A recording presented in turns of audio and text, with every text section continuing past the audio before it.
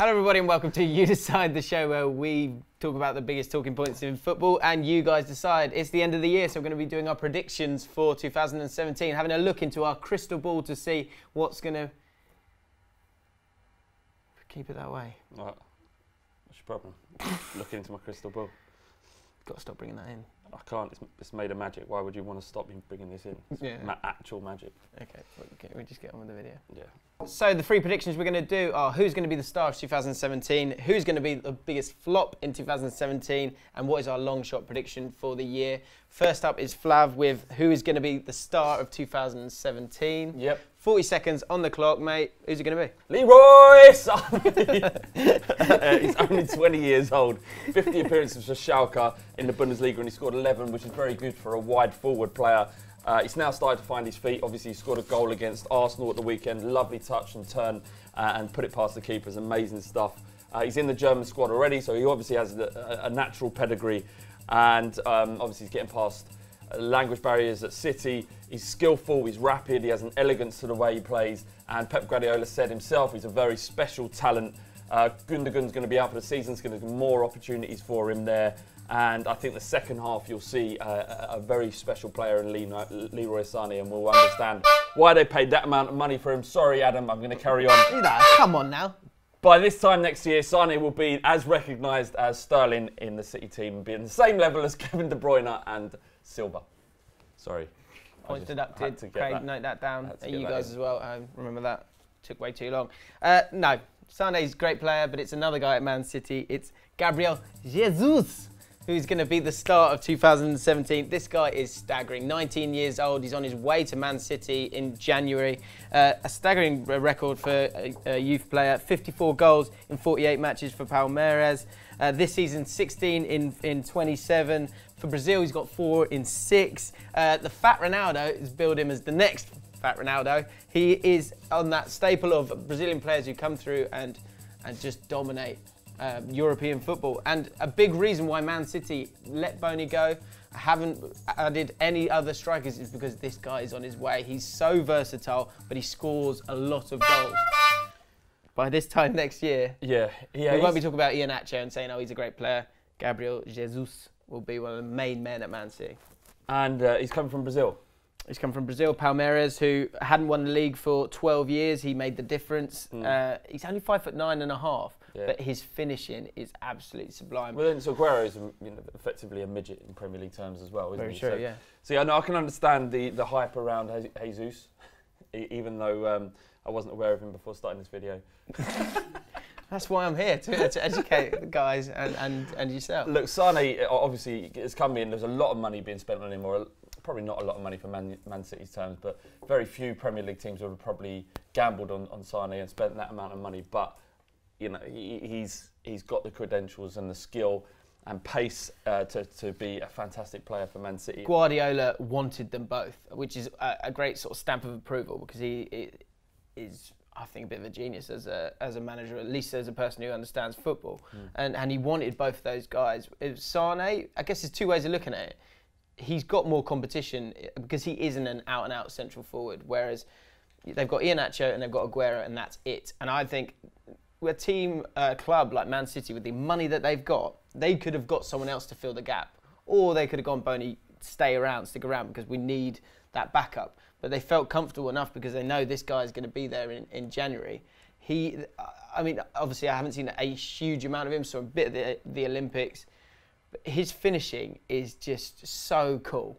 And he could make a massive difference in the title race, both this year and for years to come. Always a gamble though, isn't it? Coming and moving halfway across the world, another continent, whole different culture. Will he settle? All of these. Point. It's not just about being a good footballer on the pitch. It's about fitting into the culture of English football. Very different, obviously, from South American football. So I think that the fact that Sané is already here and settled, he's already broken into the first team. That I think the safer bet out of the two is probably Sané, but I'm excited to see Jesus see what he does. So who's going to be the more prominent player next year? Who's going to be the star of 2017? Is it going to be Leroy Sané or is it going to be Gabriel Jesus? Let us know by voting right now, and if there's anyone else you can think of that you believe is going to be the star of 2017, then let us know in the comments below. So who is going to be the biggest flop of 2017? 40 seconds on the clock. James, you're up. Go. Sunderland are going to be the biggest flop of 2017. And now that sounds like an obvious shout, but this isn't just this year. This is going into the next season as well. And I'll give you my end predictions at the end. But this Sunderland side, I've been teetering on the brink for years and years and years. And now they are in deep, deep trouble. They've got the January transfer window where if they want to spend any money, they're going to have to sell their best players because they have zero transfer funds. The games that they've won this year in the Premier League, Hull, Bournemouth, Leicester, Watford, those are teams that, yeah, you might get a win against those guys, but when it gets to the end of the season, when it gets to March, and you need to start beating the big teams like they've done in the previous years to keep them up, there's no chance of them staying up this year, in my opinion. They've got no goals for others. Is that 40 seconds already? You're kidding me. Okay, for me, it's going to be Leicester. Obviously, they had an amazing achievement by winning the league, and obviously we've seen the impact this season, the same intensity, the same kind of enthusiasm to play football isn't there. Obviously they're doing great in the Champions League, but as long as that continues, their league form is going to be hindered. And obviously the fact that once the Champions League dream is over, they've just essentially just got Leicester City and Premier League football to play for. They won't be able to play at the same intensity as last season. It's just the way it is. Kante isn't there doing the job of two players. Vardy and Mahrez have both been average this season. They're going to lose Mahrez for the AFCON in January. And obviously, it's by December 2017, Leicester will be playing in the Championship. That's what I think. Playing in the Championship? I think so, yeah. That far? Look, it's so important that having the right mental attitude is so important. And it's not their fault, because as human beings, they've mounted... It's not your fault. They've mounted... It's not your fault. Don't you. Not you. Not you. Not you, Flav. That's what people are shouting now. They've climbed Everest. They've done it. All right, and now they're on their way back down, and you ain't going to get the same enthusiasm climbing back down from Everest as you was ascending it. So you know it's not their fault, but they have to stay up, rebuild, and probably realistically they need a new ethos and new enthusiasm, probably a new manager in order to switch things around. So you're saying, so basically it's a shootout between Sunderland and Leicester here, because I think both agree that Hull and Swansea will be amazed if they can do anything in 2017. So they're staying in the Premier League. Yeah. The thing with Sunderland, that is an ageing squad, and you've seen it with, so many Premier League teams, QPR included, that when you go down, it's so tough to go back up. So for Sunderland, in terms of them being a flop, I feel like they could really, really plummet. I just think in the conversation between who would be a flop, to go for Sunderland's like the easiest choice. It's like who's going to be top goal scorer? I'm going to go for Aguero. It's just that. Yeah, but you're not listening, Flav. I am listening. You're saying Sunderland are shit. Everyone knows they're shit. Yeah, but they're going to get even shitter. They'll be below 15th in the Championship by this point last year, because they'll have the same. Sorry? They'll be below 15th in the Championship. Yeah, that's what I'm saying. Oh, that is a big call. Yeah, thank you. All right, sorry, got you. Tell you what, that's a good point though. Mahrez with African Cup of Nations, that's a big loss for them. It is a big loss. In terms of their creativity. I mean, I've seen the Spurs. I've seen us lose players in January, and it's kind of transformed our season. There was a season when Adebayor was on fire. I know, can you believe it? He was on fire for us, and we lost him for a year, and it fucked us basically. Yeah. Right, let's say they even do go down. What if they win the Champions League? Yeah, well, then that negates the flop. I'd be wrong. It's not a flop, is it? Of course it does. Yeah, I mean, if I was a Leicester fan, I'd take winning the Champions League and then get relegated. Absolutely. Yeah, 100%. Imagine those two bits of glory they can live off forever, and they can live off winning the league forever. I've said though that they will go out of the Champions League. They'll have to get past Real Madrid, Barcelona, Arsenal, Man City in the Big Four too. Well, look, yeah. I mean, over two legs, I think Man City would have probably pegged them back. Probably. No chance. Leicester, no chance. Although I did say it last year, and they won the league, and I'd rather see that than any of the other teams that have previously won it. So vote right now, Leicester or Sunderland. Which team do you think will be a bigger flop? Are there other people that you're thinking? Let us know in the comments below. Right, last up. This is our long shot predictions. Flav's, as you saw earlier, nipped it and had a look at his crystal ball and has decided on something that we could never have seen happening, but is going to happen. He's got 40 seconds on the clock. He's about to argue his case. Flav, off you go. So my long shot for 2017 is Leipzig to win the Bundesliga. They've done very well so far. They're up there battling with the might of Bayern Munich. Their squad is just 23, their average age. 8 of the first 11 played in the lower division last year, so they understand this very strange formation they've got in its 4-2-2-2 formation, and many teams have, probably don't have the time or impetus to understand and break down that formation because it's just the one team playing it. Timo Werner up front has got 9 in 15. Keita is the new Kante, even so much so that Leicester want to buy him. The defence is amazing, 12 in 15 games.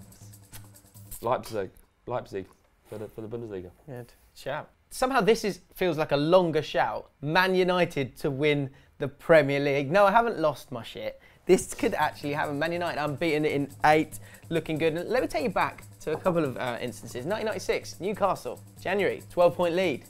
1997-98, Man United themselves, that's a team with Beckham, Giggs, Keane, Scholes, you name it, had an 11-point lead off Arsenal. Arsenal was 6th in the league, and Arsenal went on to win the league. This is a team littered with quality. Pogba and Zlatan are looking good together. They've got an easy run of games. They don't play anyone else in the top 10 until late in January, where they play Liverpool. By that point, they could be pretty much with one foot in the League Cup final and looking very strong in the league. It could happen. Man United could win the Premier League. It's not a bad shout.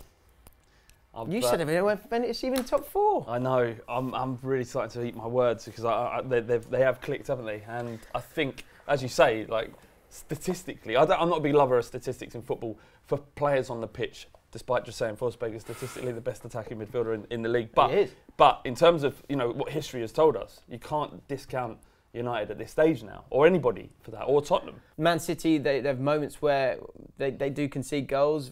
Arsenal, you worry about the leadership in their team and the inspiration that they've got with the situation they have.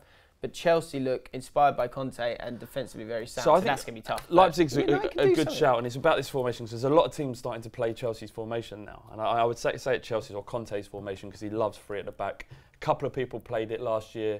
Watford used it a few times. West Ham used it a few times to good effect last year. But the 3-4-3 formation is becoming much more normal, and managers will find a way to negate the attacking element to it and the defensive element to it. So it will be about how good a manager Conte is and whether or not Man United can take advantage of any of those faults. Yeah, and as strong as Chelsea are, you've got Costa and Hazard, who they are to a point quite reliant on. Yeah. And so if they lose one game, then lose two games, which can happen in the Premier League. They've got to play the top 6 again. We're only halfway through. They've still got Batshuayi to come back as in. He's a great striker. Yeah, what my point though about the formation is Leipzig have got an odd formation that it takes a lot for people to understand, and the amount of time that it would take the opposing managers to figure out how to negate this formation. They probably just think it's not worth their time. If it's one team playing it, the more people that start playing 3-4-3, Spurs are playing it now. The more that happens, the more likely it is that people have figured formation out. And I think people don't respect those innovative ways. We saw that with Leicester last year. It was people went, it's okay, they fall away. And they didn't. So now people have had to figure out how to play against them. And the way that Leipzig play is fascinating because it's frustrating for the team that's got the ball. They sort of usher them down the channels, then press so hard. So you've got an extra defender in the touchline, which makes them play those risky passes. Then when they get the ball back, what they've got that Leicester didn't have last year is that they play with quite a lot of patience and they try and control the game when they've got the ball. So they could do it, Long shot of the year. Man United winning the league? Or Leipzig winning the Bundesliga? Let us know right now. Get your votes in. If you can think of any other long shots that you want to let us know, let's have a conversation in the comments below. That was you decide. We hope you've enjoyed it. If you like Ball Street, if you like Flav, or if you like me, then subscribe. Subscribe to the channel right there. Slip into my DMs if you like me on Twitter. More personal touch. Different ways of doing it. With nudes. But before that, subscribe to the Ball Street channel. If you enjoyed this video, make sure you give it a like and join us in the new year for more from Ball Street.